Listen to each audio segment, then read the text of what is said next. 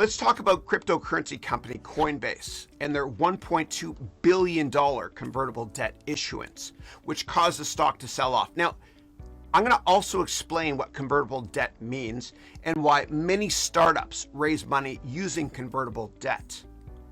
So, when companies need money to grow, they often raise either equity, meaning through going public on the stock market, or they raise through issuing debt, which is a loan.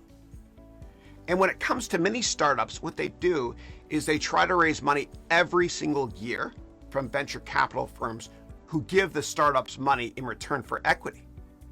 Now, let's say that a startup was planning on raising money every single January 1st for 3 years from venture capital firms like Sequoia, Kleiner Perkins, and Andreessen Horowitz. And then on June 1st of 1 year, they realized, oh my goodness, something bad happened in our business and we need to raise money fast.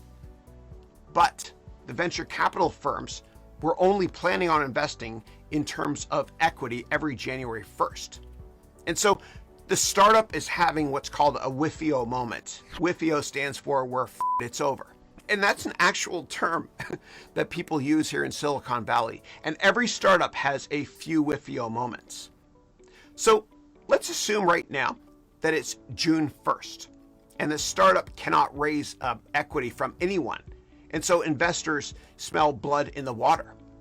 So what happens is the founder of the startup on June 1st, for example, he goes to a bank like Silicon Valley Bank, for example, and tells them, hey, can you give us a loan? We need a loan for 6 months and we promise to pay it back. And so Silicon Valley Bank, they say politely, no, because it's too risky to issue debt to you. However, Silicon Valley Bank might tell the startup, how about this? We will loan you money today, debt. We will loan you money today on June 1st at an interest rate of 7%.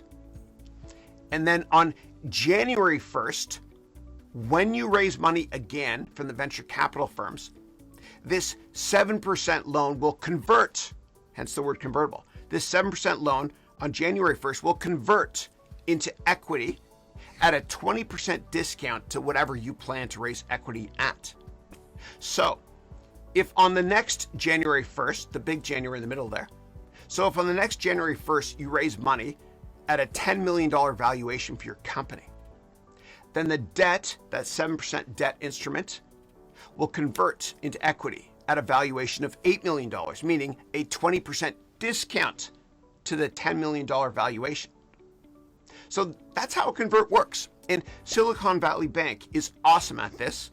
And the going rate for many, many years has been a 20% discount when it comes to converts or convertibles.